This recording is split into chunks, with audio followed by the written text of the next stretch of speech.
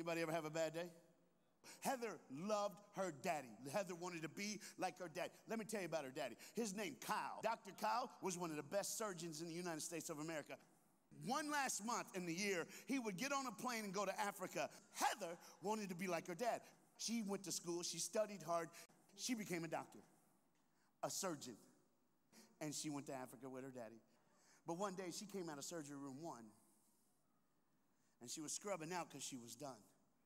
She knew her dad would be in there for another 2 hours, but he came out early. When he came out, he went straight to the sink and started getting the surgical gloves off his hand. When he pulled one off, blood came gushing out of his hands. And all of a sudden, he had this cut. Problem was, he was doing surgery on a man who was highly infected with HIV/AIDS. There's a medicine that you could take to counteract that, but it makes you deathly ill. And Heather's dad, Dr. Kyle, became deathly ill. There was one flight going back to America. She got 2 seats.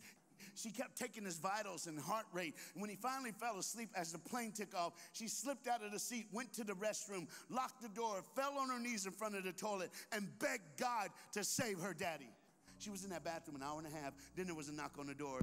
She thought it was somebody coming telling her dad was dead. When she opened the door, 3 men peeked in. One guy who became the spokesman said, "We saw you come in here an hour and a half ago. We just want to make sure you're okay. We're doctors."